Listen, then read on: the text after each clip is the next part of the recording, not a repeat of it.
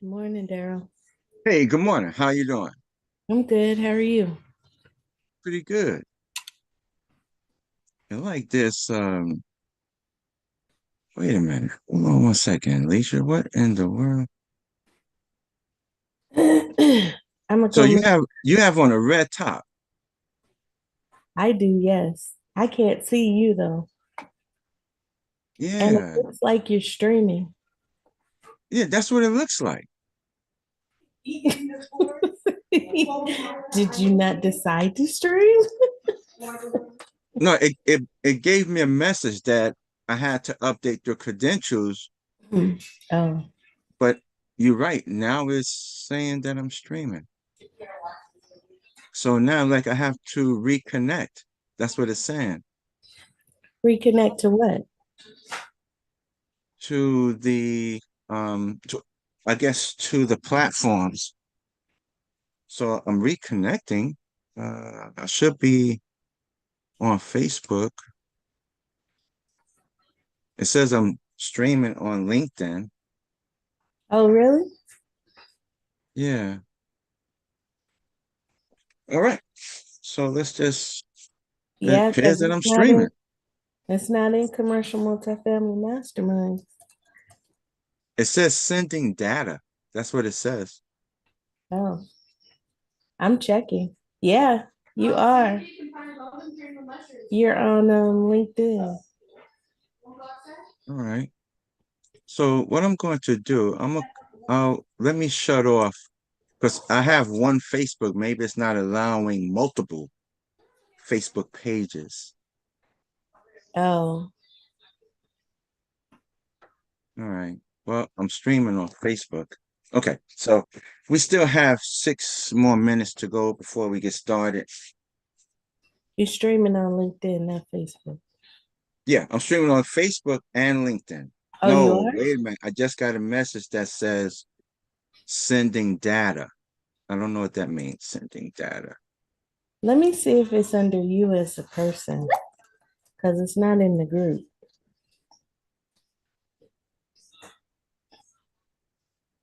No, it's the group is offline. Oh, sending data. Streaming. I'm streaming in the group now. Oh, And I'm you are? streaming in the GOB network. Oh, that's cool. But I'm not streaming on. I see you in the group now. Yeah, I guess it has to do its own thing. Who knows?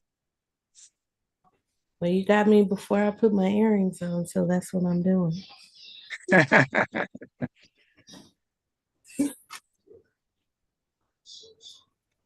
All right. So let me remove. I'm gonna remove this channel, and I'm going to see if I can add it back. Let's see if I can add it back. Facebook page. I guess profile. I guess that would be the one.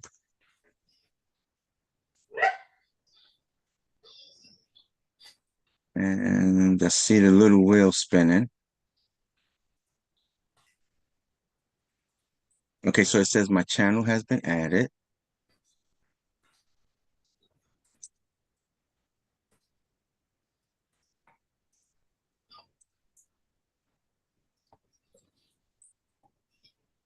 Hey, Casimir.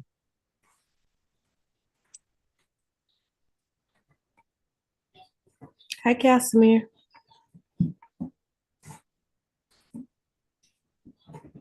All right, we got 3 more minutes before we get started. And somehow I need to try and, oh, and I'm streaming live on my Facebook page.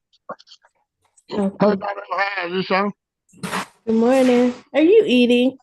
Yes, that time my camera is off and I'm muted too. I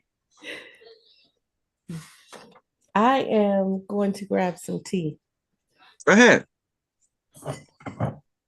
So far, like I'm streaming everywhere.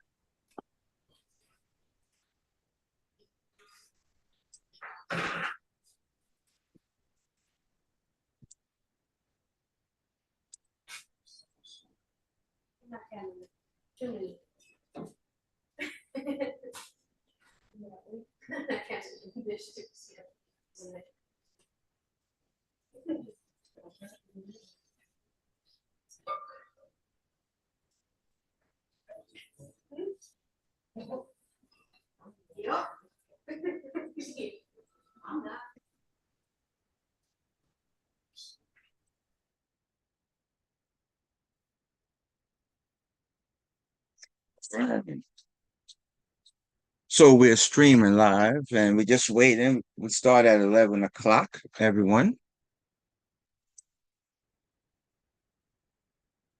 I don't know who's watching, and I can't see who's out, who's it says 0. Oh, somebody's watching on the mastermind group.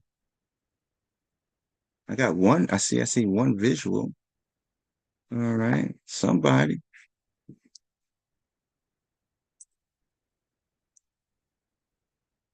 Hey Reggie, what's going on? Hello, Marcus. One more minute and we shall start.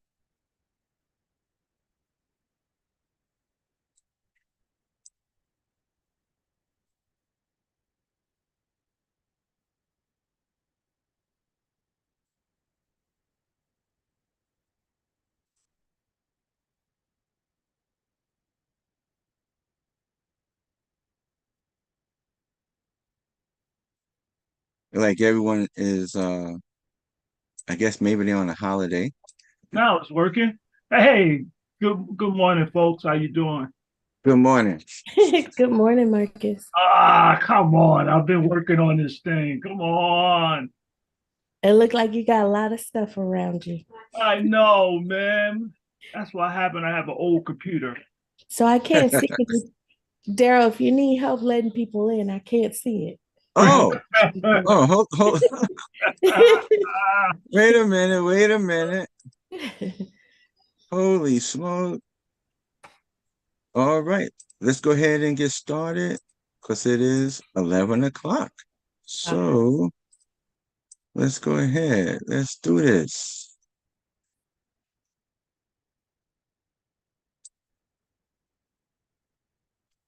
So, good morning, everyone. Good morning to Commercial Multifamily Masterminds.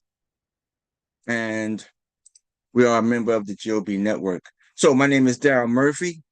I am the presenter, the host of the Commercial Multifamily Masterminds. My co-host, Miss Alicia Milton. I'm going to have to really ask Alicia to help me fix this so that it could look more like, it could blend all together, right? But my co-host, Miss Alicia Milton. And so we are the Commercial Multifamily Masterminds. We're a member of the GOB, and I am one of the board members. And the GOB mission, it seeks to it says democratize commercial real estate, but what we're trying to do, what we seek to do, is to educate investors, new investors, on how to underwrite, how to get deals, educate on what the steps, what's needed, all right, to get that deal across the finish line. We're here to provide network, to provide support, to provide education. So the GOB mission is to educate, provide network and support, and to provide you with opportunity to get on a deal. Now, in the mastermind mission, our mission here is to become one, to get rid of that competitive mindset and to work as masters to take down that investment opportunity. So it is here where we will assist you. We're going to educate you. We ask you to bring your underwrite so that all of the masterminds here could go through it. And these are investors who may be looking to get in on a deal, who may be looking to invest. So we have accredited, non-accredited. We have investors that are looking for opportunities, all right, to be a part of. So welcome to the Commercial Multifamily Mastermind. and we are a member of the GOB network of apartment investors. Now, the mastermind principle is the coordination of knowledge and effort of two or more people who work toward a definite purpose in a spirit of harmony. And if you read the book Think and Grow Rich by Napoleon Hill, that's exactly where I got this from, right? Now, T.D. Jakes said in Disruptive Thinking, a team is composed of like-minded people with different skill sets, but equal commitment toward measurable outcomes. So what does that mean? We all here have our different strengths, our different weaknesses, but we all come together here to be a part of that one big measurable outcome. And what is that? To take down that investment opportunity. So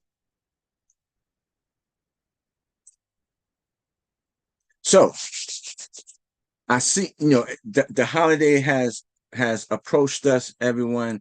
It is here. It is this week. So, and today I wanted to do something just a little bit different. I wanted to bring the commercial multifamily mastermind to the world. So I'm streaming live on LinkedIn. I'm streaming live on Facebook, all of the Facebook pages, the GOBs, mine, the mastermind, and my profile page. So, but I'm saying all of that because I want everyone to see what we're doing here. So hopefully you can start coming and being a part of it. But the GOB and the mastermind, we have also extended network family. We have those that help us with our deals, and these are people that you're going to need. Okay. So going from left to right, I'm going to ask Mr. Mark Gross, who is a family member, to please tell everyone what you do and how you help us. Sure. Thank you very much, Daryl. Good morning. Good morning, everybody. I'm Mark Gross from CSSI. We're the largest provider of cost segregation studies nationwide. We not only do multifamily, but all property types. And I work on projects even on Chicago-based, Texas, California, Hawaii, Florida, all over the country. So I'll put my information in the chat. I'd be happy to provide anybody with a free preliminary analysis for any property or property type nationwide. Thanks, Daryl. All right. Thank you. Thank you. Now, there are other family members that's not here today. Like I said, the holiday is here, so they weren't able to make it. But we're going to continue moving on. So I want to connect into right here. Not there. Here. So just want to show everyone, we do have the Commercial Multifamily Mastermind Facebook page. And here at the Commercial Multifamily Mastermind, we, as you can see, we're streaming live right now. We have two people, but we also have news here, updates, what's going on. Look, I read this right here, the 10 fastest declining Texas cities. Isn't that something? So we try to keep you up to date with what's going on in the market and what's going on around the world. If you would like to connect with me, please come on over here to LinkedIn. I am over here as soon as it finish doing what it's doing here. But this is me right here on LinkedIn, Daryl Murphy Sr. Oh, look at it. It got me streaming live in my background. Holy smoke. Isn't that something? Fantastic. And then, so connect with me. I was going to say, just connect with me. And also, I'm on YouTube. Yeah, we have a YouTube page. And as you can see right now, we're streaming live right here. We're streaming live. So come over here, help and subscribe to the page. This way, when we release a new video like this one here today, you will be informed. Okay. And that way you can also have a copy, download a copy, and so forth. All right. Now, let me go back to Facebook, because the GOB network also has a page. And one thing I didn't show you on my page which I'm going to show you here. Here we also, as you can see, we're streaming live, but this platform is very educational. Post your questions here, and you will get you'll get answers to your questions and stuff like that. And matter of fact, I'm going to ask everyone, come on over here to the GOB page and answer and look what Jim asks. Jim asks, time for weekly wins. What is your win? Small or large? What's your win? Right? So post it here. Let us know. Now, if if you're not a member, if you're not a member, you're gonna have to answer just 2 questions, which is right here, to become a member, and we'll let you in. Okay. So please come on over. And if you're not a GOB member, you don't have to come. Well, right now the Facebook page is being worked on, but reach out to one of the GOB members, myself, Alicia, Mark Rose, Reggie, and Mark. So we all GOB members. So reach out to one of us and say, hey, I would like to be a GOB member. Okay. Now, the GOB wouldn't be in existence if it wasn't for a particular individual. And this particular individual had a great vision. So I would like for you to meet this individual, and without no further ado, I would like for you to meet the founder, the creator, Mr. Jim Biggs. Jim, take it away. Oops, hold on, everyone. Before I'm about to play this thing here. Hello, this is Jim Biggs, founder of the GOB Network. I think most everyone knows that we started the network as a member-driven platform to help more people get deals done. Whether you're a new investor that has no clue how to get started, or you're a seasoned investor and you're just looking for more net worth, liquidity, or other pieces that might be missing from your team. As an example, we recently sponsored a 134-unit deal in Houston, Texas, an 88-unit deal in Tulsa, a 34-unit deal in DFW, a 28-unit deal in Baton Rouge, a 24-unit deal in Dayton, Texas, along with 42 units of self-storage. All of this was with members of the GOB network, and we have many more LOIs, many in negotiations and under contract. These are just a few examples of deals. They came to us and we helped them sponsor that deal. So I just want to use that as an example of what we're trying to do to help everyone that's on the platform. And it's available to anyone. If you're interested, just go visit thegobnetwork.com. Also, I want to say how proud we are of the many faces of the GOB network and the many places that are represented. Thank you for being part of that by being here today. So let me close by saying to you, get on board, because the GOB network can do the same thing for you. Oh, and one more thing. Let me say we are especially proud of Daryl Murphy and his mastermind group, and to have them as part of the GOB network. Daryl is one of the founding members and sits on the board of advisors for the GOB network. Thank you very much to my friend, Daryl Murphy. Thank you, Jim. All right, and this again is the page right here that he was talking about. But the page, if you want to become a GOB member, just reach out to one of us here and we'll help you become a GOB member. Okay, because right now the page is being worked on. Okay. So every Tuesday I do this here. And what am I doing? I'm asking all of you that's out there in TV land and that's here. Listen, inventory right now is tight. We're looking for properties to take down. So I'm asking you, brokers, owners, if you're an owner especially, listen, if you're looking to sell your property, I'm asking you to reach out to us here at the Commercial Multifamily Masterminds. We have investors here that are eagerly looking and ready to take down a property. The GOB network, we have the capabilities, we have the network, we have the support to take it down. So I'm asking you, if you are an owner of a property, you can already sell your property, let us have this opportunity. If you're coming here And for those of you that are watching, I know you're going to start coming because you're going to start seeing some good stuff here. All right. But give us this opportunity. And brokers, I know you got your sellers list, your buyers list, you got all these different kind of lists, but I'm asking you too to bring it here. You know what we could do, and you know what we're capable of. Right. All right. Thank you. Thank you very much. So, updates. What's going on? Right. So, as some of you may know, I've been in Texas, and I do come back and forth, like for medical reasons, or back to New Jersey for medical reasons, for stuff like that. But I'm back here in Jersey for this week because of the holiday. There are certain I'm gonna say traditions that we do here.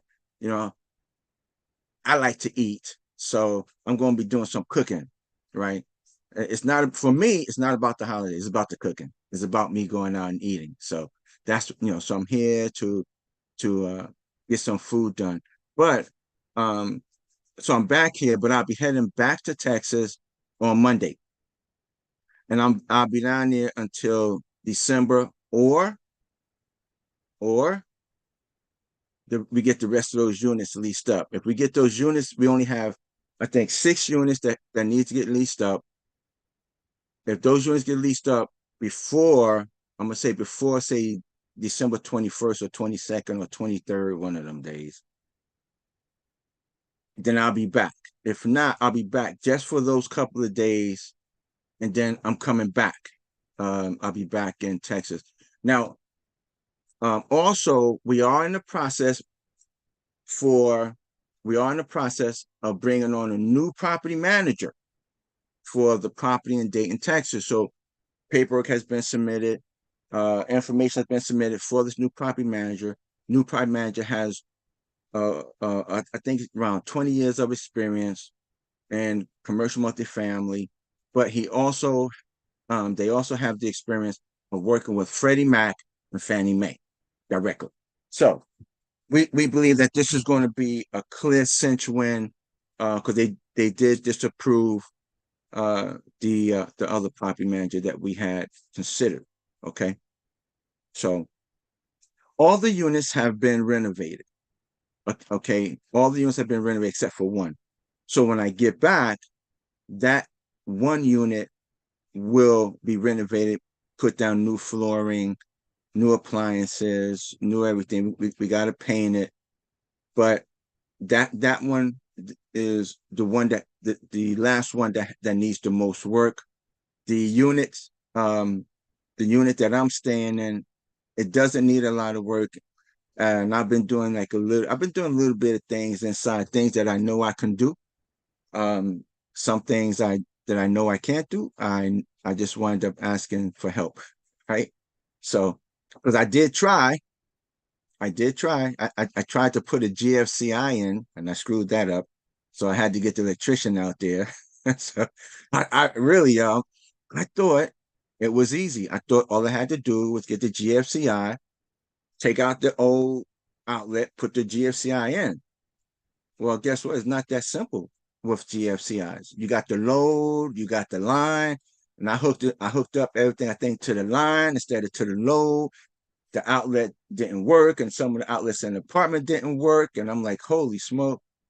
So I wound up calling the electrician out for that one. But I learned, don't mess with electricity, just leave it alone, because that's not my thing. My thing is acquiring assets, right?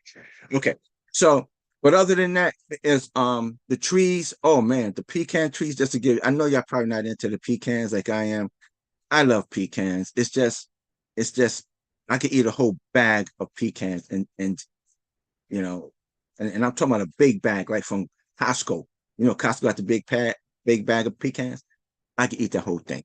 So the pecans are dropping, and you can hear them when I have the vehicle parked under the tree, you can hear the pecans hitting the vehicle, falling in the back of the truck. So, and I just learned there's an acorn tree.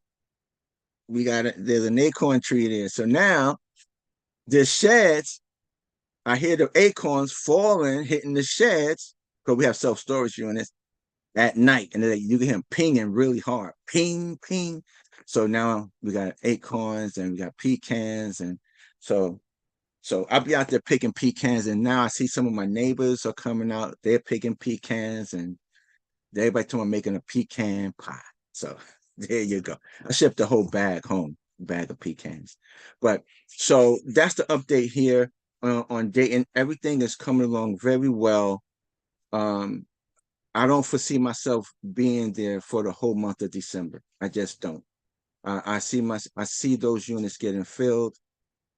And I noticed the property has attracted a lot of the older generation, and it's quiet there.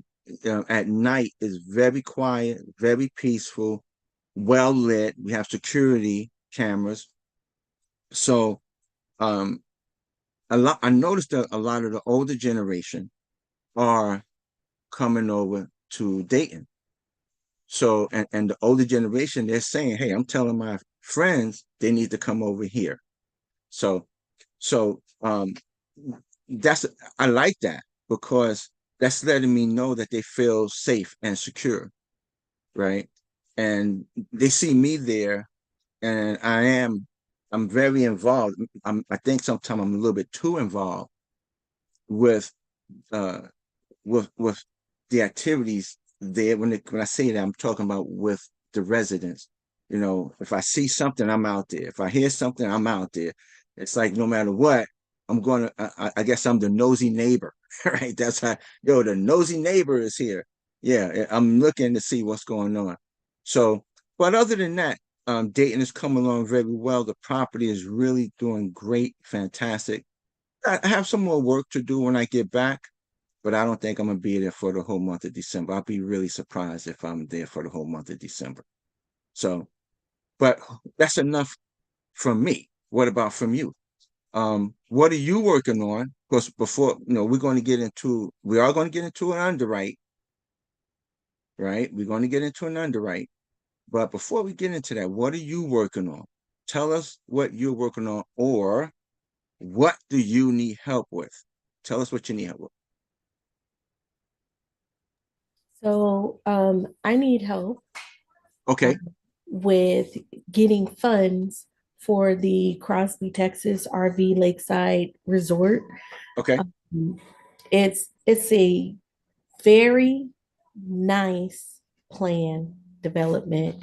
Um, it's a 7-year hold, but within that 7-year hold is about 18 months of development, plans, permitting, all of that good stuff. And then it's a 5-year hold for the investment portion of it. Some of you have already seen the plan, but if you are interested, if it piques your interest, let me know. Your investment is going to more than triple, and that's being conservative on the conservative side. It's also not too far from some major assets. So I can use some help with getting that deal funded. We do have a short amount of time, but we like to close it out before the end of the year. So if you need to put your cash somewhere, please reach out.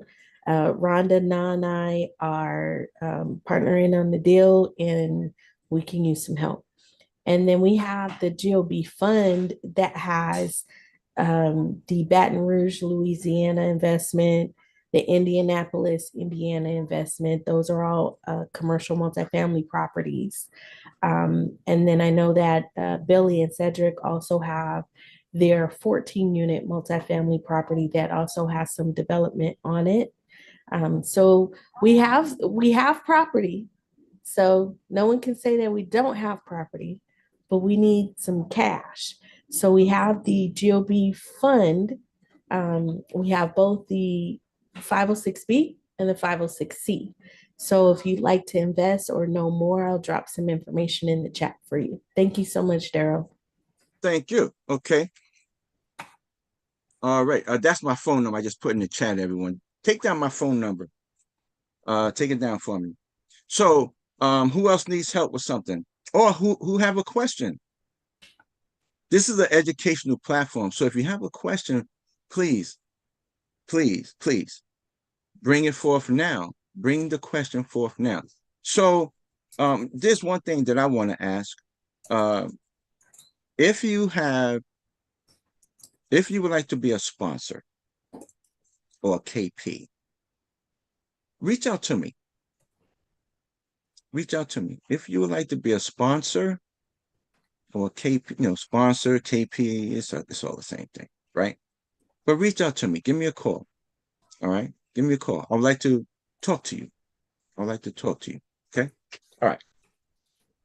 Anyone else? Anyone else? Let me say hello Daryl, to a few. Hey, Kenneth, how you doing? good. How about yourself? Pretty good. Good. I was just doing some investigating through the week. High interest rates, kill a lot of deals. Do you ever given any thought to master lease, buy a property? Well, a master lease agreement is going to come in good only if a person, has to go that direction. But a master lease agreement is not used that much in commercial multifamily. Or, as you know, it's not used not unless that property is severely under distress and there's not a note that's on that property.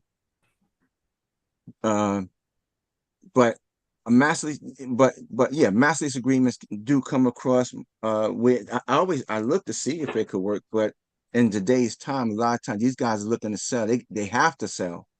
They don't have an option to do a master lease. They have to sell. If they have time, if there's no debt on it, yeah, they could do a master lease. Okay. Go ahead, Reggie. Yeah, I just wanted to comment on that question. You kind of answered it for him, Daryl. When you're using a master lease, you really looking for properties that's really, really distressed, where the DSR and things like that is not meeting expectations. And yeah, you definitely want it to be the mortgage paid off, because you'll be working out a deal with the seller. So, yeah. Yes. Thanks. Yep. But yeah, what I've been doing, Daryl.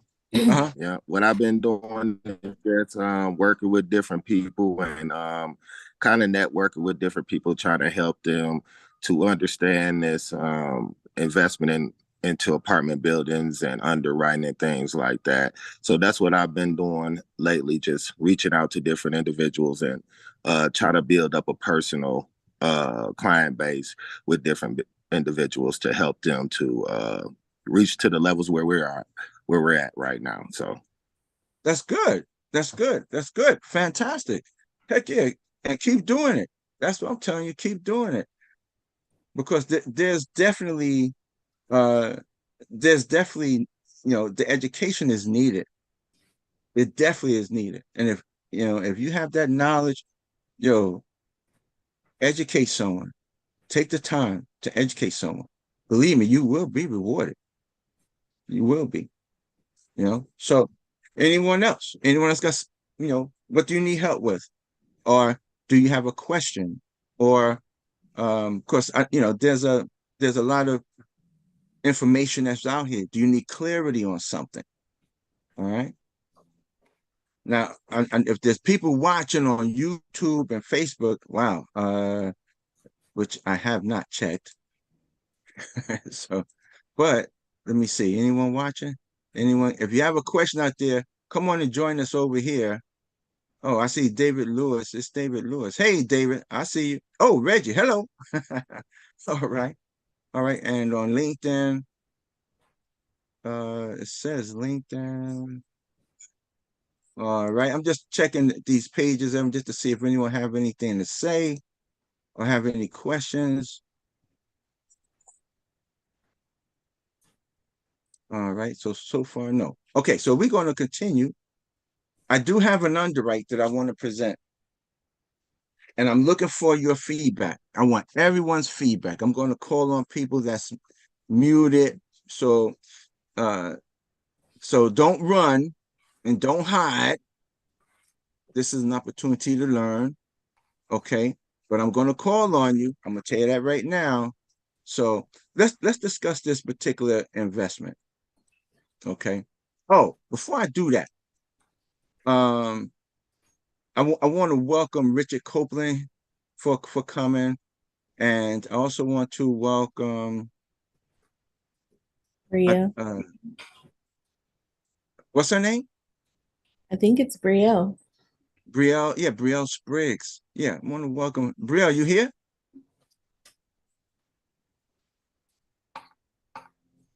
Well, I know it's not an AI. All right. So I just want to welcome, and I also want to welcome Zach Ambrose. Thank you for coming. So now listen, those three people, yeah, write down your questions because when I'm gonna go through, I'm expecting some questions. All right. And also, Rich, I didn't forget about sending you that underwrite. I'm just thinking about a couple of things, but I will send it over. It's not a problem. All right. Okay. So let's go into this here underwrite right here. Oh, not that underwrite right here. This one. Okay. All right. So this particular property it's a 1-year-old property, 2022 built. It's 178 units, and it's in Texas. Okay. So I want to I want to turn this really into an educational learning day because he okay, so let me just run through this. The seller's looking for 103,000 a door. That's what he wanted, 103,000 a door. Now listen, everyone, I was supposed to submit an LOI on this property the weekend past. I haven't submitted the LOI yet. But I'm going to maybe. But I'm looking at doing it. But I need to do two more things or one more thing. Okay. So this particular property is a brand new property. So when it comes to, as you can see right here, I have put a renovation budget, but if you look right here, I put a 0, right? Normally on a renovation budget, it's either going to start in month whatever, say like month 3. Say if it started in month 3. And then it's, let's say we're going to do this renovation for 24 months. No, 36 months, right? So then we spread out over 36 months, right? And as you can see right here, by me doing that, you can see now that the money has been divided equally from start picking up on 3 months and ending on 36 months, right? See right here? That's what that is. See, we started on 3, ends on 36, right? However, what I did, I said, nope, I'm making that a 0 and I'm making this a 0. Now you're probably saying, well, why did you do that? Because this is a brand new property and there is no the property doesn't need to be renovated. So what is it that I'm looking at bringing? So Daryl, this is a new property, and hold on one more second, because I want you to keep your eyes on these numbers up here. You see these numbers up there? I want you to keep your eyes on these numbers. So what I'm going to do, I'm going to freeze.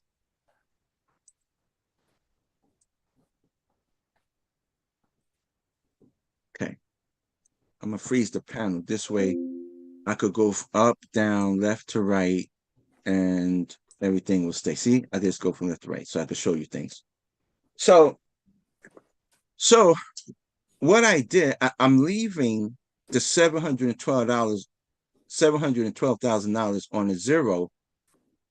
And I could have placed it down here, and I could have placed it here with operating reserves, but I didn't want to mix the two together because operating reserves is apples and renovation is oranges. And I didn't want to mix the apples and the oranges together, right? Because this money is not going to be spent, but this money is.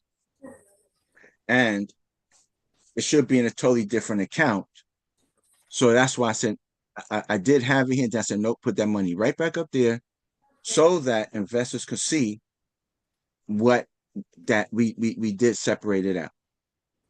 Now, again, this is a brand new property, and you're not going to need to do any renovations on the interiors.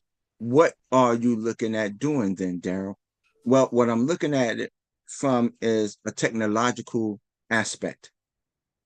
Can we bring smart technology to this building, to these buildings? Okay, how many buildings are there? There's 8 buildings, and they're all 3 stories each.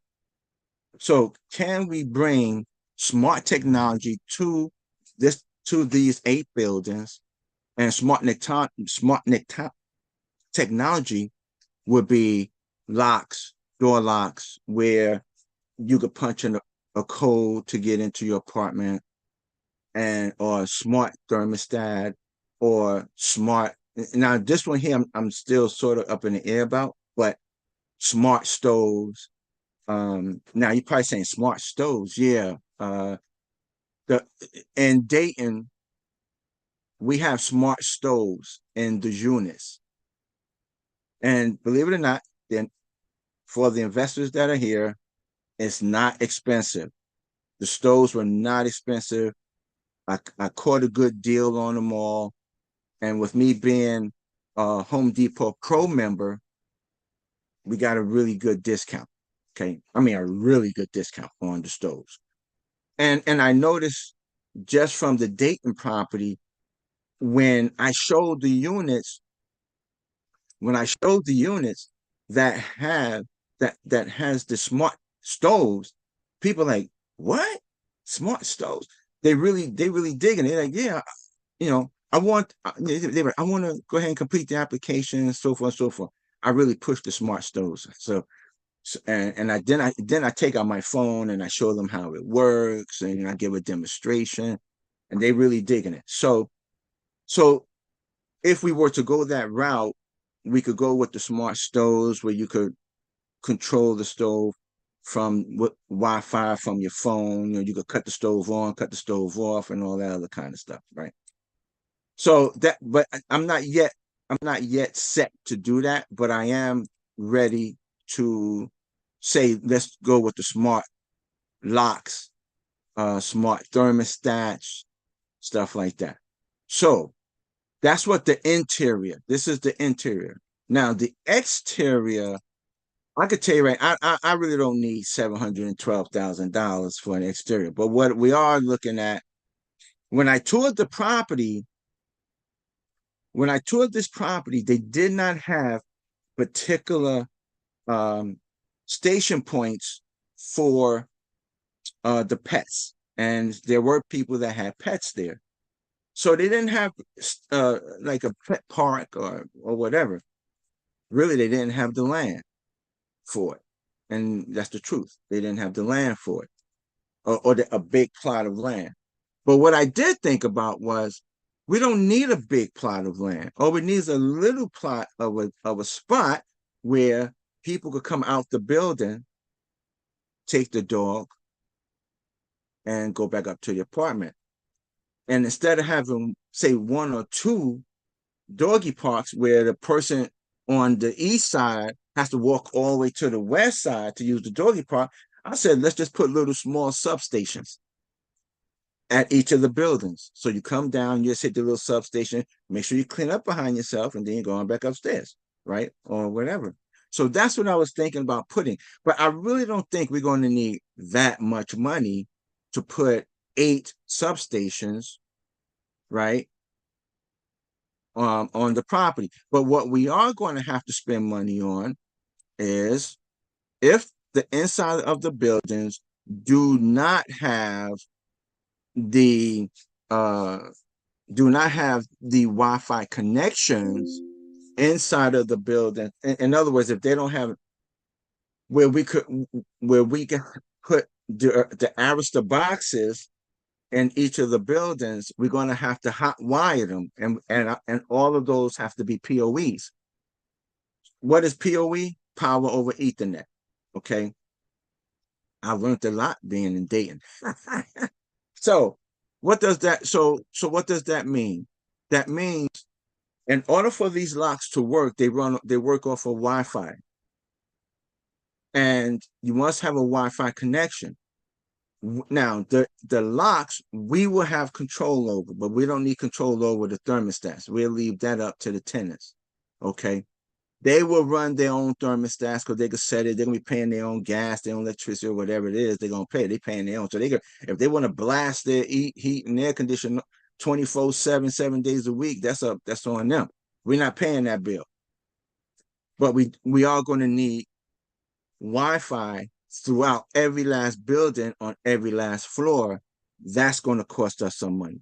And as I was talking with Ifeanyi, we were saying that I think Ifeanyi said probably about 200,000, or maybe a little more. I think he said about Ifeanyi. You said what, 300,000? Because we got to run the wire and all of this. And there's going to be a Cat 6 wire. The Cat 6 is the blue Ethernet cable that's going to be running. Okay, and plus we have to get the Arista boxes. And the Arista box is going to, depending on the length of that building, you may wind up having 4 Arista boxes because each one has to be at a particular distance. But they all will be PoEs, every last one of them.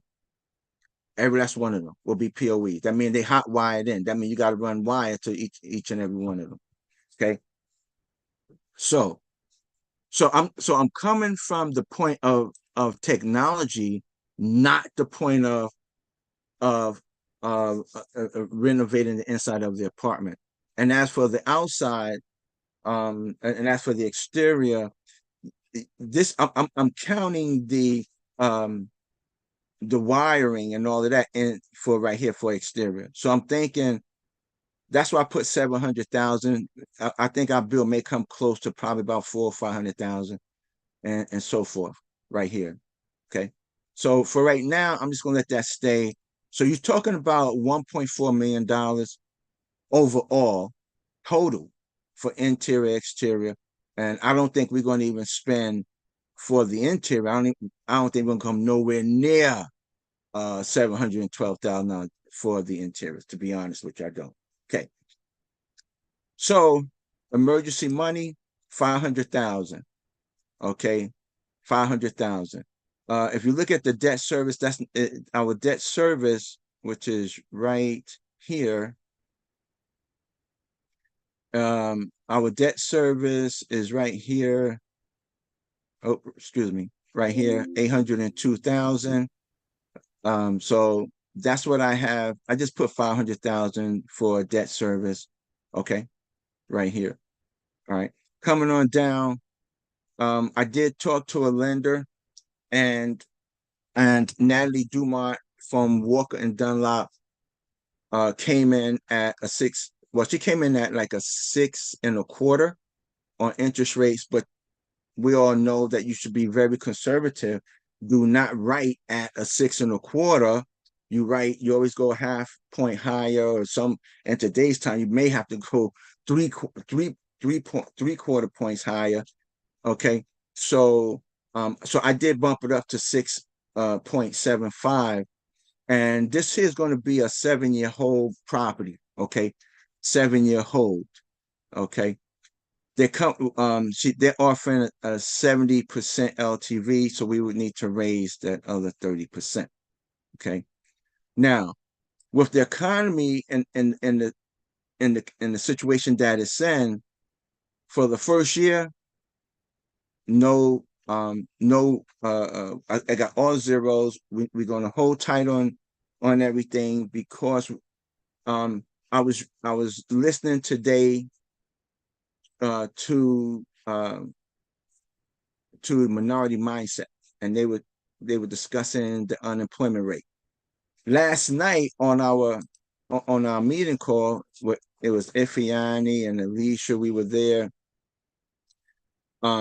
And I had mentioned unemployment had not grown.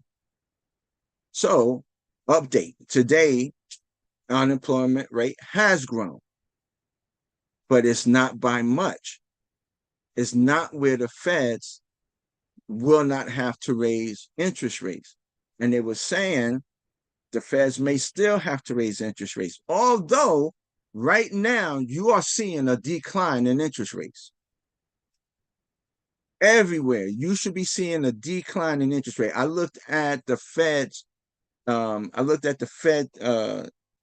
Treasury, 10-year Treasury, and it was down to, I think, 4.46.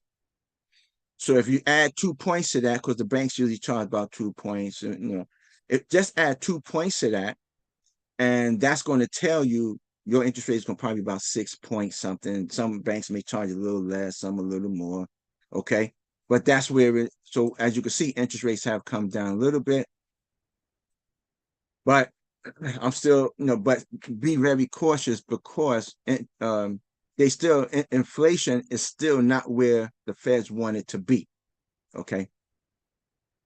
So for the first year, we're just going to let things stay the way they are. And by the first year, once we acquire this asset, our first year is not going to start until January 2024 or maybe February 2024.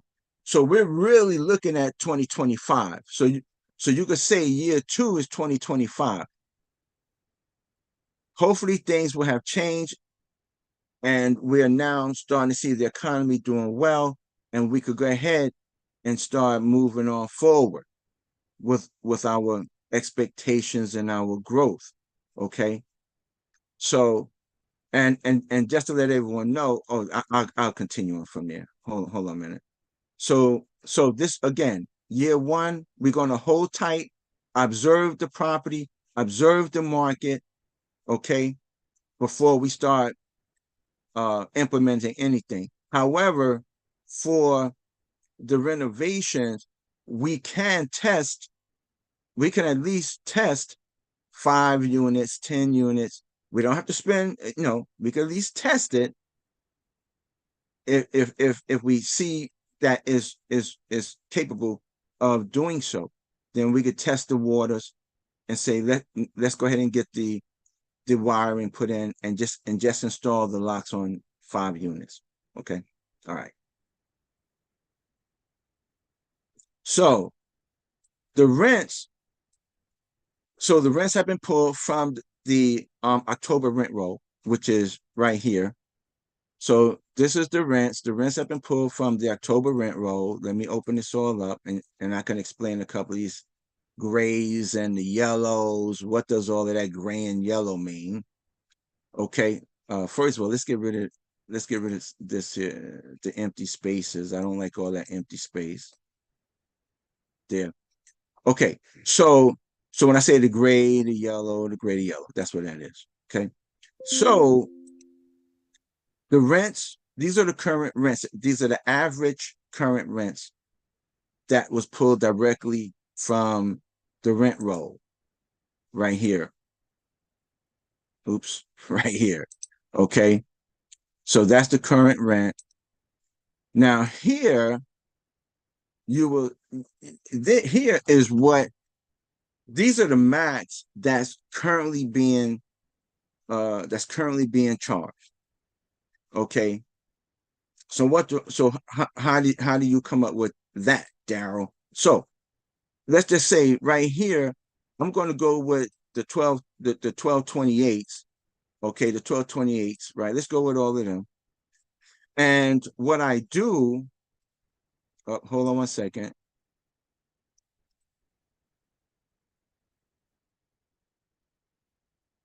Okay. So the reason why I did that, because this is an NTV, a notice to vacate. That's why I did that, everyone. So what I do, I'm going to take that out. And I'm going to put this here in a numeric order by move-in. Okay. So if I look at a trend, and what I'm looking for is a trend, many of you have seen me walk through this before, but I'm looking for a trend. And the trend is, if you can see from November 2022 all the way to March, this is what they've been paying. This is what the latest person to move in was March 17th of 2023, and it's at 779. Okay. That's where that is. So I look at that last max and say, this is what they are achieving. This is where we could go, you know. Okay, and that's where this comes in. Okay. So, and as for this is just the average. That's all that is. All you gotta do is go like this right here. Look down here in the corner, you got 1783. Okay, 1783, 1779. That's where it is. Okay. So what I've seen in the market is these rents right here are slightly above the market. Okay. And that's another reason why I put this at 0, that we don't do anything. No, we hold the property for the year and so forth. And keep our eyes on the market, keep our eyes on what other properties are doing, especially other properties that have smart technology.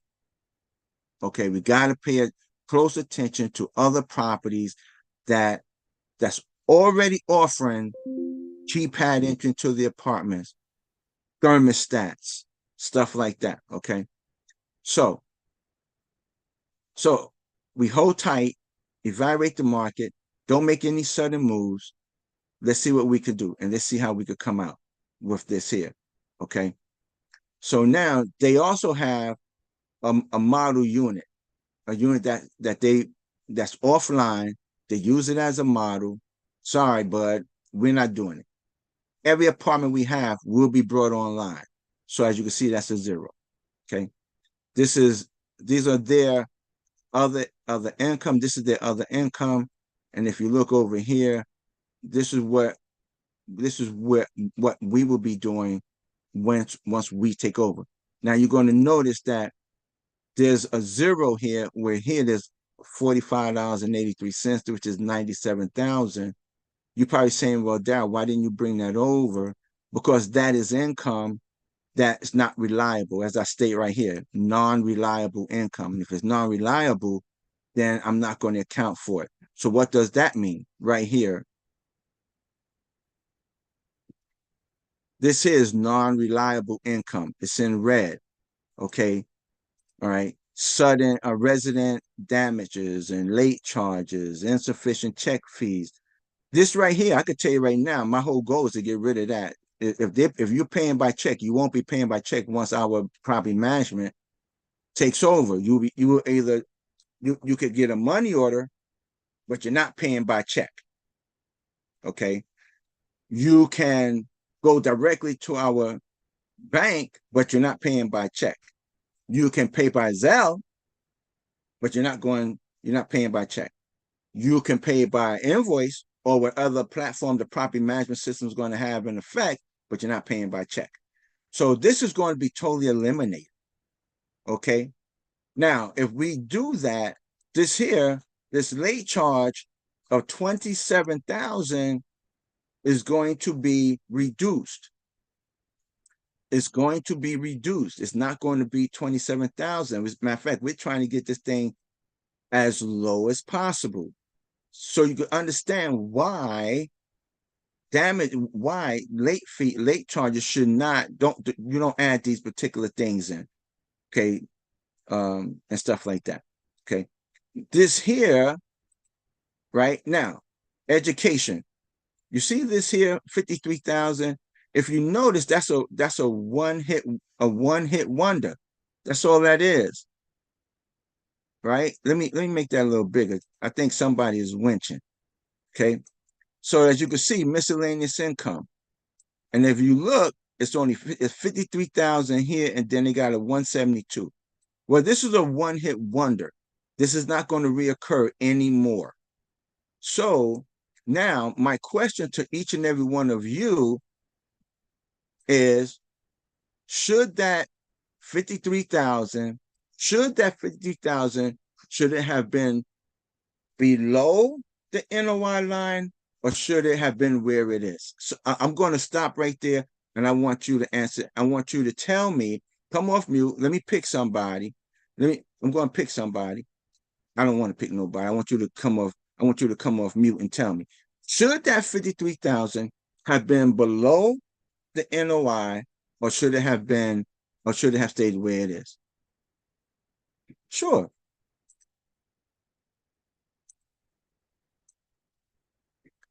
Right here, this 53,000. See that? That's a one-hit wonder. 53,507. All right. So should it, come on now, I'm gonna pick somebody. No, it should be below the line because it's probably a capital expense or something of that nature. Mhm. One-time expense. You do want to know what it is. Yeah, and Alicia's absolutely right. You do want to know what it is, and they will tell you. I did ask them. Matter of fact, because the lender even saw it there. I saw it there, and I asked first. Then the lender saw like, yo, Dad, what's that 53,000? Is that going to be reoccurring again? Right. So I already have reached out to the broker, and I already had asked, yo, what's that 53,000? Right.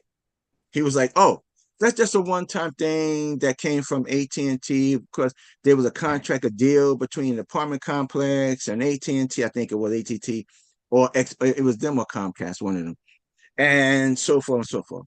And in my mind, I'm saying, well, if that was a one-time thing, then it shouldn't have been there, because now that hurts their offer price, right? Because they're thinking, hey, put it above. Now, I'm not saying this is what they did, but put that $50,000 above, it will increase our other income and also increase the NOI.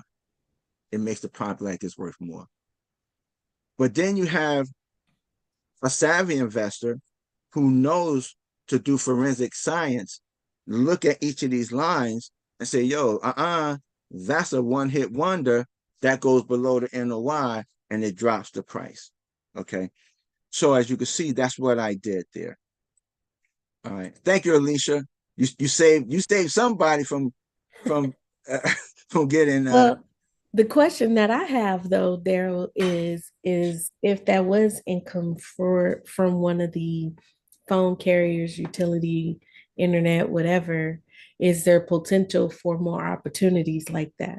So those are the questions I would ask regarding this property. So for this particular instance, no, it's just that because what they did, they wanted to make a deal where the we will provide you with this for, that's what I'm saying. We may not, and I didn't say this, but I was saying we have to run the ethers and stuff like that, but there may be some things we may not really have to do. So that whole 714,000, that 712,000 still may be a little high, because they do have some smart technology there and they do have Wi-Fi there. So we may not have to do a lot of wiring. We may be able to just tap in to what's already there. We So may just be able to then, tap in. so then that leads me to think about, and this is something, teaching opportunity, is there are different vendors that are out there, and we have them within the GOB network. I know Stephanie Rousseau and I think it's Robert, I don't know why I'm forgetting his last name, that have services where you can get the rebates for utilities and those types of things to help your NOI, to help your income.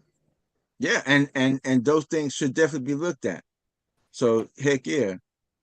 So again, that's the reason why that's non-reliable income. As you can see, that did bring it down. Now, if let's say if this was a reliable income, I could show you. Let me show you just what it would look like. See that? See how it makes the numbers look even better? See that right there? It took it up. That's what I want to show you my numbers. See? So, but can't count that. Okay. So now moving right along, right? What we have, okay, so now you're looking at general vacancy and you're looking at credit loss, bad debt, concessions, loss to lease, blah, blah, blah, and other stuff that doesn't belong there. That's negative, except vacancy. Okay, you don't include that one because this have its own. Now, if you happen to look at my rent roll, now let me put this back. Nope, not that one. This one. Okay. So if you happen to say, well, Dow, the vacancy rate, if we looked at the vacancy rate, and this is what I do, you have 15 vacancies. So what I did, if you take 15 and divide it by 178, I think it's like an 8 point, I think it's 8.4, right? I think it's 8.4. So that's cool. And that's cool, right? 8.4. But you're saying you have 11. So where did this other percentages come from that bumped this up to 11%? Well, it came from right here. Oops. It came right here, the NTVs. Okay. Because now you got 20, right? Now it's 20 because of the NTVs. So these are notice to vacate. Now, as you can see, some of these dates, if you look right here to move out, some of these dates already passed. These people are gone. So now they're not, oops, sorry about that, everyone. I always do that by mistake. So now these people are not occupying. They're now gone, except for this one and this one, which I counted them as vacant. And I counted them still as vacant because they're leaving. They're not, they're leaving. They're out. Okay. They're out. They're leaving. That's what bumped up this number to 11. Okay. Because the NTVs. This number here is actually higher.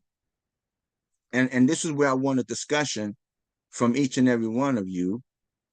This number here is actually higher than 10%.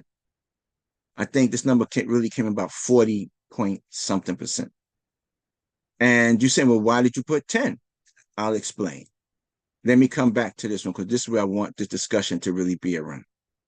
So I made it 10%. I have an LOI that's typed up. And so just to, oops, wrong one. Sorry about that, everyone. I'm hitting the wrong buttons. But I do have an LOI typed up with a cover letter explaining this to the seller and the broker, right? Explaining this. This is very important, okay? All right. So here are the expenses, and here's our expenses, okay?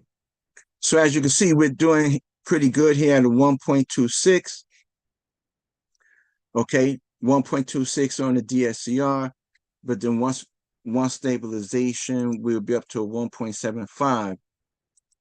As you can see, we are cash flowing on day one. See this right here, cash flowing on day one, spike, and then continues on till we refinance the property. Because this particular asset, I will be keeping it in my portfolio forever for my family. Okay, for my family. So, but this first 12 months initially, and I'm going to show you, was inverted. Let me show you. Now we're going to come back to here.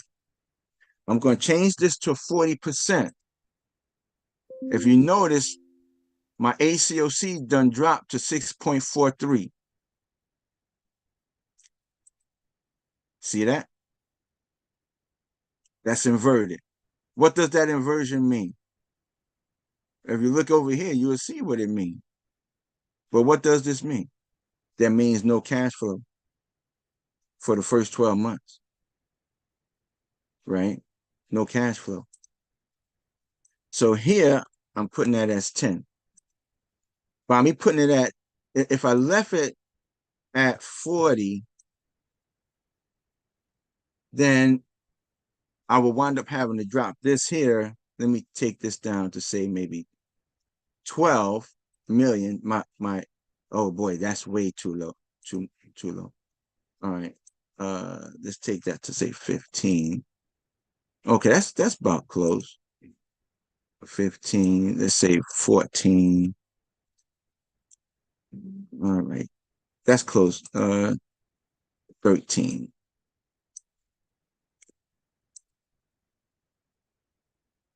Whoa. Oh, I'm going the wrong way, everyone.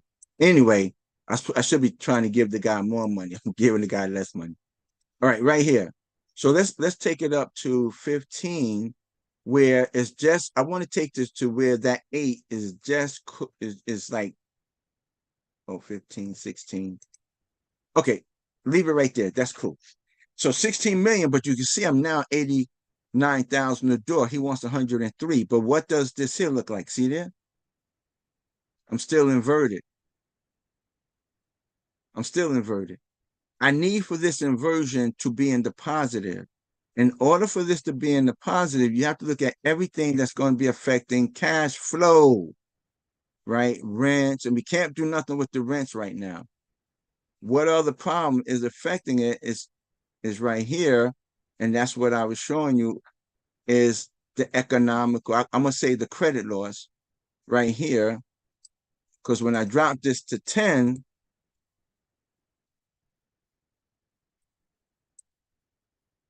boom, now it's a positive, okay? But my question still is, why am I leaving it at 10? Why am I not taking that thing back to 40? That's the question. So the reason why I dropped it to 10, now I'm going to tell you why I dropped it to 10. Because in my LOI, it says, in order for this deal to work, the seller must bring this number down to 10 in order for us to acquire this asset. If you don't hit 10, we can't buy it because we're not buying nothing in the negative. Okay. So I'm trying to just word everything because word it to where everyone here will understand. I'm not buying a building that's going to be negatively cash flowing. I'm not doing it. Well, that's not cash flowing if it's negative, right? You're losing money. You're paying. However, if you can maintain this at 10% to where it is cash flowing right here, then I'm willing to give you, right? Now, this here could go back up. I guess I could just do undo, right? Yeah, I think I said 18. Let me put it back to 18. No, so it wasn't 18. It must have been 17. Okay, there you go. So in order for me to acquire this asset, I need this number to be at 10. Now, there's also other things I wrote in the LOI that y'all not aware of when it comes to the lender, Freddie Mac, Fannie Mae, so forth and so forth and so forth and so forth. There's other protections and stuff that I put in there. Okay. I'm not going to discuss here, but the reason why I did this is to I was trying to get close to the seller's numbers, and I only was able to get right here to 17 million. But I'm willing to give him close to his numbers if he's also willing to work with us and bringing that 40% down to 10. And I underwrote this this way so that we could see where we would be. Okay, so if we get this thing under contract, this is where we're going to be. We'll be cash flowing day one. We will not start, because I know somebody's going to say, yeah, but you're going to lose money. No, we're not. No one will be getting on a plane to go to this property to start due diligence, and I may already be there too. How about that? I may already be there, but the team will not be getting on a plane until this goal has been met. Then now all the paperwork he could send all the due diligence paperwork, but our due diligence will not start the physical due diligence because there are different phases of due diligence. The physical due diligence will not start until this has been achieved. And it must be maintained. Again, I've also put other protections in the LOI, to protect us and any monies, because we don't want to put money out and then we lose the money, right?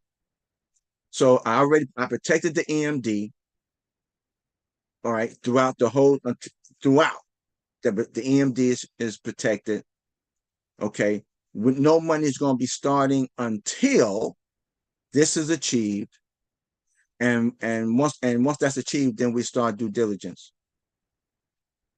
okay? But that's where it is. Now, this deal is going to be a 25-75 split. As you can see right here, I've reached the DSCR of 1.25 and 1.26. And as you can see right here, we will stabilize at 1.75. So, as we're going along, we're going to sleep good. You also see that we are cash flowing, all right? It's going to dip a little bit, and that's only because of the 17, the money. But as you can see, we start picking back up. Remember, for the first year, for the first 12 months, we're not doing anything. So there are going to be leases coming due, and we'll test the waters. Okay, can we bump them? Can we increase it $1, $2, $3, right? Can we just increase it? Okay. Some people don't, you know that old saying, you put frogs in a pot, you turn the water up, the heat up just a tad bit, where it's a slow boil, it doesn't get hot real fast, and they get used to it. Eventually they're going to die though, right? But so that's the whole thing. So this here is a 25-75. There's no pref on this particular asset. These are the numbers. We got a 20 on the IRR. You got 3.19 on the equity multiple. The average cash on cash is coming in at 7.6. Okay, 7.6. So what questions do you have in reference to this A-class property? If you were a KP or a sponsor, would you, if you were, no, let me back that up. If you have the ability to be a KP or a sponsor, would you be a KP or a sponsor on this deal? That's the question. Okay.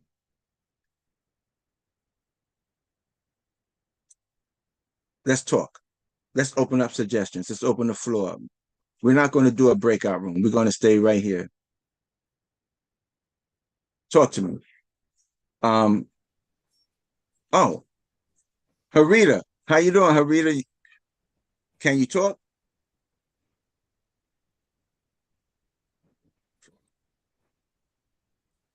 Hey, Darren. Hey, how you doing, Harita? Haven't seen you in a while. I'm glad you joined us.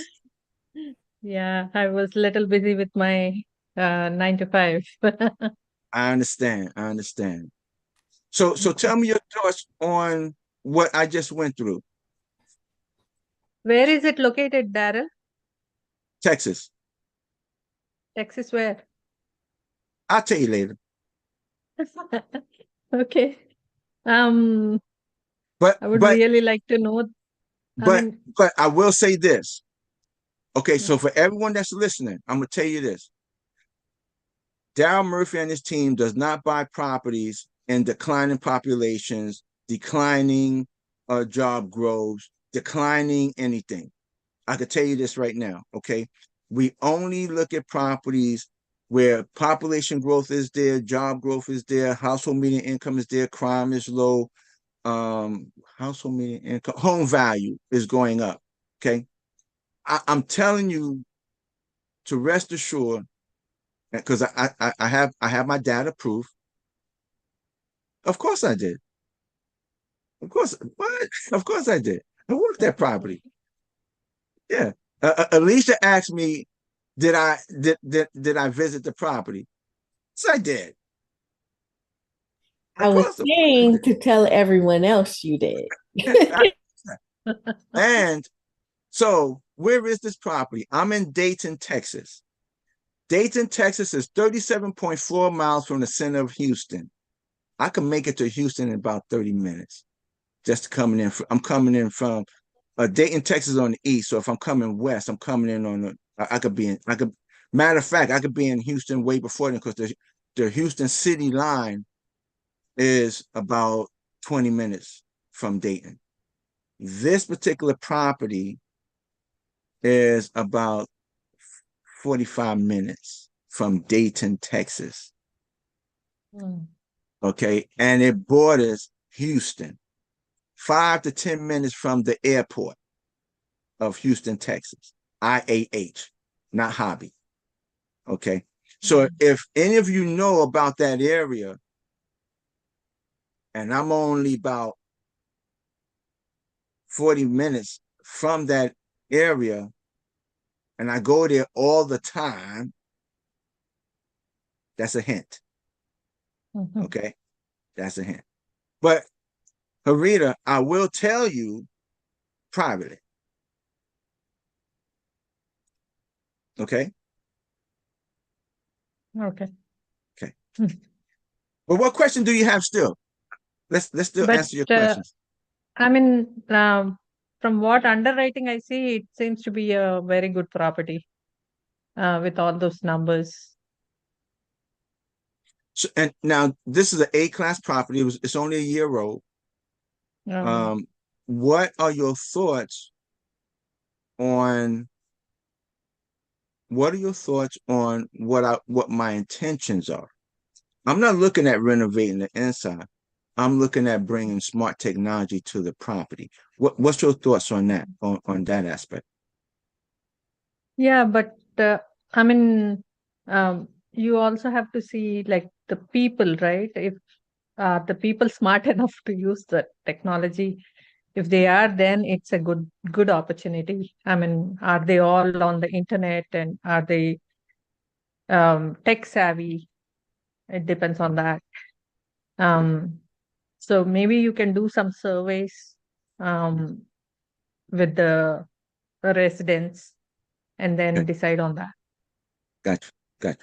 So, to answer that concern, this property, the tenants, I'm gonna say they are smart savvy. Oh, okay.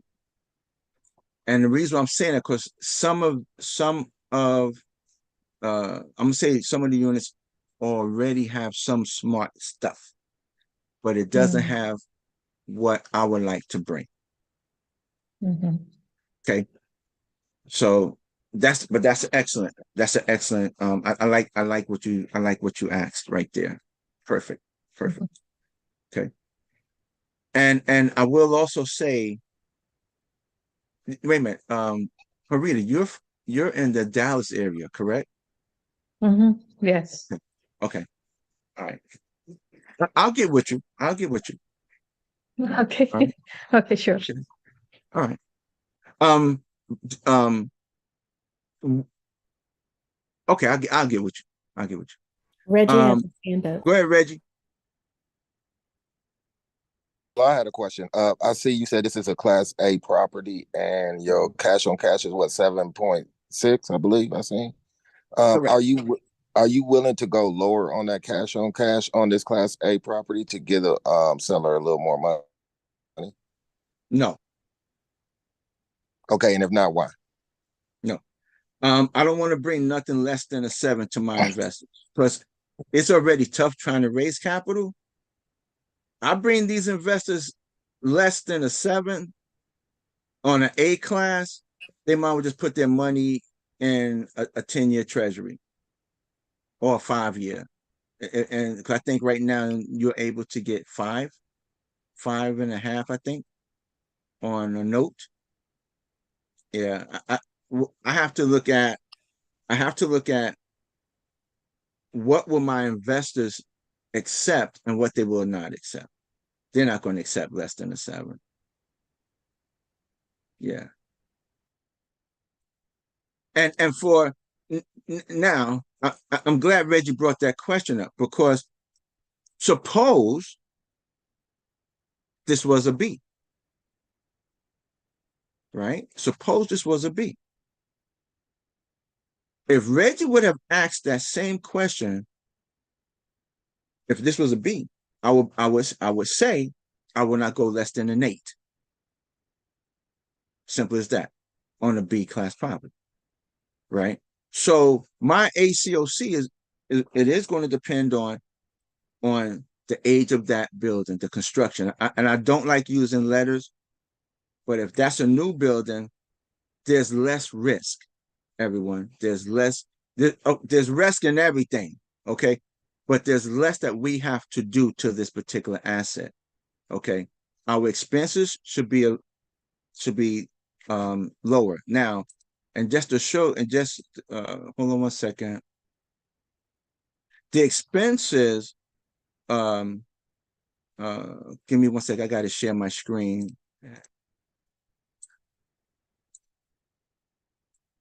So the expenses, if you look right here, see that? In place right now is 59.9. I believe with my property management company, with our property management company, we will be able to operate this building in a more efficient manner, and we'll be able, let me move that out the way. And we'll be able to bring that down to a 52.3. If you also look at our break-even ratio, that's pretty high right now with what they're having. We get in, let's ride that first year. Let's not do anything drastic. Let's ride the first year, look at the economy, see what's going on around this property, okay? But once we do get things moving, we can stabilize break-in ratio of 80%. And of course, you all know 80%, that's good. You want to bring it down less, as low as possible. I don't know if any of you be getting my newsletters, or not newsletters, I call it education, investors information, where I try to educate. I sent out an article in reference to break-even ratios, okay, and explaining that you want break-even ratios that's lower, not real high, and stuff like that. I tried to go as much into depth and keep it as simple as possible. Okay, go ahead, Harita. The only other thing I see, Daryl, it is 7 years plan that it may not attract a lot of investors. That also. So Usually it is 2x in 5 years is what people will be happy. right.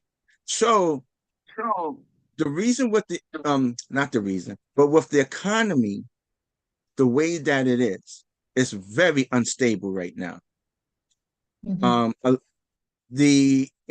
A lot of the investors that I have been seeing, and a lot of the investment deals, I know we still have some investment deals that's 5 years, but I'm starting to see some investment deals that's 7, because of the instability of the market.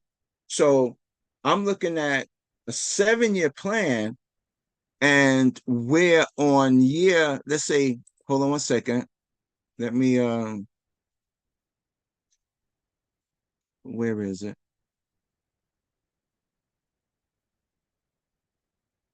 Okay. So on year 2, yeah, here we go right here. In year 2, that's when you really see a spike.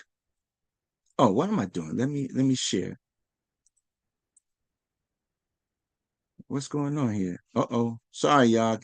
Something's happening with my Zoom where I can't show what I need to show. I'm sorry, but I should have just left the thing alone. I'm sorry. For some reason, I can't show it, everyone. What I'm trying to show you was, I want to show you going in on year 1. We're not going to do anything. Then year 2, you see a tick up. You see a tick in the cash on cash percentage where it goes up to 7. And then in year 3, it goes up more. So by the time we get to year 7, it's around 10, 11%. Now, if you also look at my, hold on a second. Can I do it now? Oh, here it is. Okay.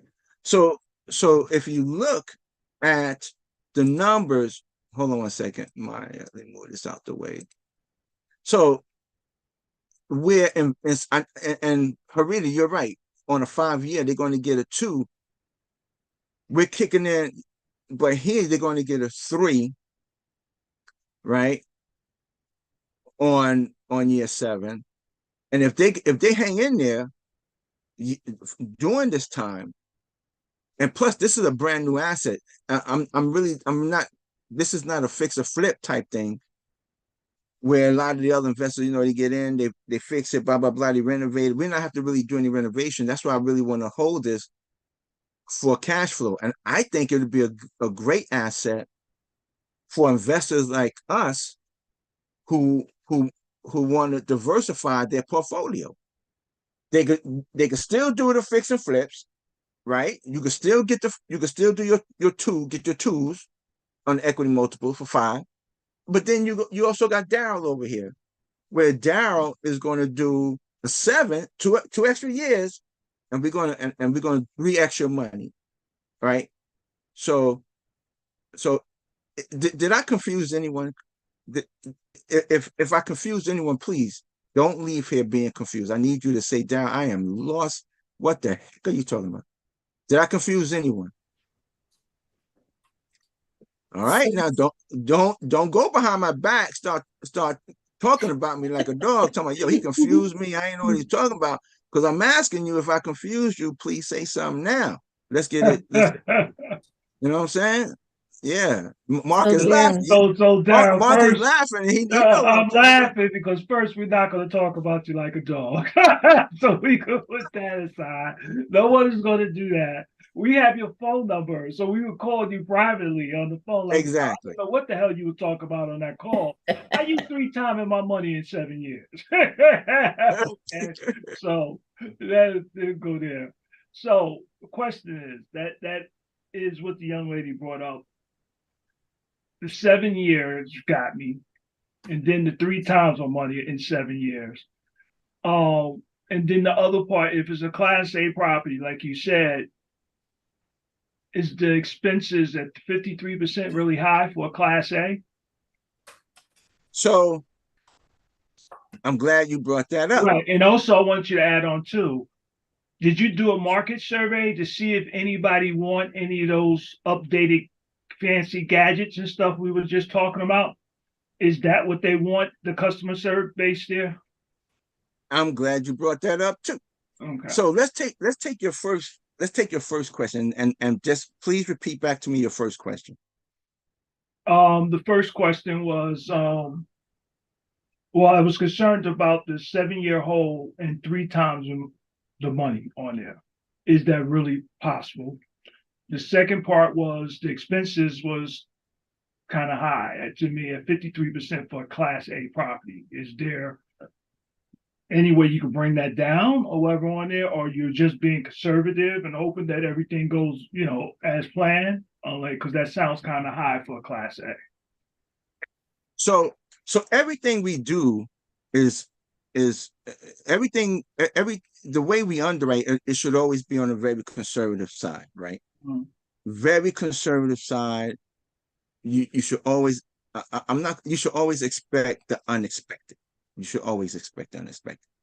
So when I sat down with my property manager, right? Hold on a second, let me get there. When I sat down with the property manager, there were certain things that she said, let's increase, but we could decrease them later, right? And so if one thing, if you can recall, Marcus, one of the things that you'll see here, see this right here? Yes. 250. Now, if you recall on my previous underwrites with some of the older building, this budget is less. It's 150, we decided to make this 250 on this new building because we think it may warrant it to where to attract the people that we want if we have to, if people start leaving. Remember, remember the property manager also took into account right now they have 20 vacancies. We need to get those filled. Well, he needs to get them filled, but for us, we still need to keep our vacancy low, occupancy high, but we still wanted to budget just a little more. We did. We said, yo, Dad, let's bump this up a little bit here. However, we did reduce some of our budget. If you notice, contract services came down, the make ready cost came down because this is a new property. It should not require a lot of a high make ready expense. We should go in and be able to touch up these units. We also looked at general administration was reduced. If you recall, on the BC class property, this runs $350. Right. But we was able to bring this down. We believe that some of these will be able to be brought down probably a little more due to the fact that this is a new building. But we have to get in for that first year, evaluate this building. Where can we make great changes? Now, one other thing, Marcus, that's also affecting our expenses is these two things right here. Okay. Gotcha. All right. We may be able to bring this down, but these two things are going to go up regardless. Yeah. Right. Sound like you're going to be doing tax appeals every year. Yes. And that's something that we have to look at, right? We have to. We got to look at these two things. Now, as for the insurance, there's nothing you're going to do. You can't appeal the insurance. The only thing you could do about the insurance is just shop around and see who could come in a little lower or whatever. But actually, these two things are going to really affect your budget. And these two things can hurt you. So, and the second part of your question was the 7-year hold. Right. So the 7-year hold, again, I have investors they're willing to do a 7, especially with the economy the way that it is right now. They're willing to do a 7-year. Okay. And again, it's also about diversification, where, like I said before, I'm not trying to pull all your money from the 5 years that you have. I'm just trying to pull some of your money to come with the 7-year. Right. Right. Understand. So, yeah, because once we get this property under contract, there's going to be about a $9 million raise. I think it's really 8 point something, but I always bump it up to 9. You always want to raise a little more than what the actual raise is. You always want to go over. Okay. Reggie, go ahead. Yes, I want to touch on what Marcus has said. Then I want to also touch on the 7-year hold thing. As far as the expense ratio, Daryl, I wanted to ask you, besides using a broker, right? Besides using a property manager, what other way do you look at the expenses? For example, other apartments in that area that's Class A, do you look at what they're paying for expenses to try to compare with your apartment building that you have? That's one question.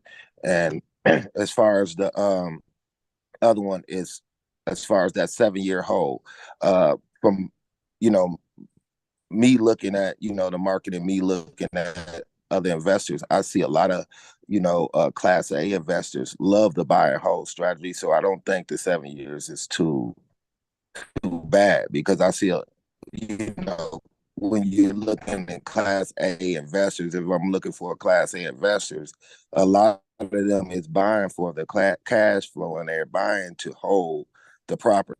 That's what do you think? Right. Well, again, we have the buy and hold investors out here, right? You have the investors that are that want the high risk, right? And then you want the investors that say, hey, I want to, again, I'm gonna go back to, I want to diversify my portfolio. Let me mix it up, right? And I want to give an example, right? I'm in Houston, I'm in Texas. I love that Houston market, although I saw today in an article that Houston is also declining in population. That's okay. Let them continue to decline because I'm also looking around the area. So they just, all those people are moving to Dayton, Atascocita, Humble, Pearland, Sugarland. I think that's Sugarland. Did I say that right? But there's also around Pasadena, right? Yeah, those people may be leaving out of Houston, but they're not going far. They're going north, south, east, or west. And I'm right there in that same little circle looking at properties. Okay.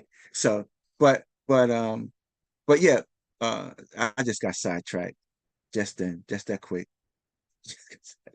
But either way, I think what Reggie was asking about the 70, there are some investors that do want to diversify and would not mind being on a 7-year hold. Besides, it's only 2 extra more years, right? And you're getting a little more capital, right? And then That's I what. asked you, do you use other methods Oh, that's right. for the Do I look assessment? at correct? So someone had asked me about IREM. And IREM, without having to go to without having to go to uh not I lose forget that. Some people use IREM. IREM also picks up what other what the area is doing in reference to your expense ratio, the expense cost. Now, if you notice, and I'm gonna go now, let's go back to this again. Um, the question that Ray asks is an excellent question. Do I look at what expenses other properties around? If I'm able to get my hands on their reports to see what other expenses are besides having to, IREM is very expensive. IREM is very expensive. But okay, Casimir. But if I could find out what other expenses are in that area, yeah, I'm going to take a look at it. And so forth. CoStar does help in a little bit of a way to give you an expense breakdown of what that particular neighborhood is doing, and it does.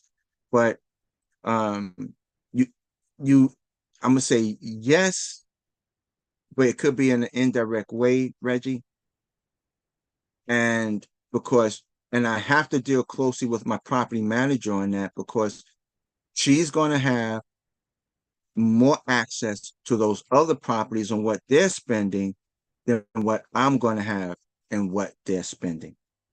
Not unless I get the IREM report, which could give me I'm gonna say a better insight to what the other apartments are spending in that market. That's what I want to say. But I have to rely closely on my property manager because she will have the tools that will cost me a lot to know what to get that kind of data from what the other properties are spending. And you know something? Yeah, CoStar will help me because I could pull up a property to see what they spent last year. So yeah, but to answer your question, yeah, but I got to work closely with my property manager. All right. So it's 12:37. Let me ask just one more question. Richard Copeland, what's your thoughts on what was presented today? I like that. I thought it was very, very informative. Like I said, this is my first time attending you guys' group meeting. I thought it was very informative. You brought out some good ideas, concepts, and things of that nature. So I enjoyed myself. Fantastic. Thank you. Hope you come back. You said in addition to IREM, you can look at the NAA. and the National. Yeah, it's a National Apartment Association. There are several people out there in associations that track expenses and things like that. We are a member of the Texas Apartment Association. Would they have that data? I would assume so, but I'm not for sure. I'm gonna reach out to them.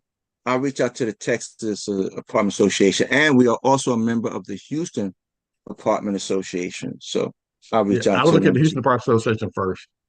Okay, See if they got have you, that data. got you. Okay, But because nobody yeah, knows better than your property manager in that market.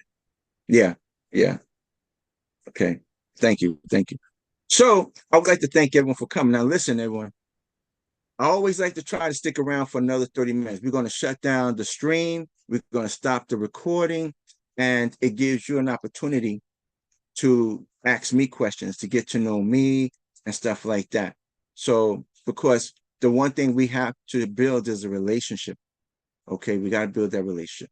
So I want to thank everyone for coming. And for those that was watching on the live stream, I hope that this was very educational. This is what we do on Tuesdays. Every single Tuesday, we're going to present some sort of a deal. And these are actual deals. These are live deals. The only thing we did was change the name to protect the innocent. That's what we did. So come on back next Tuesday, 11 o'clock Eastern Standard Time, and be a part of the Commercial Multifamily Masterminds. Again, we are a member of the GOB Network of Apartment Investors. Thank you all for coming. Hang around if you can for just another 21 minutes.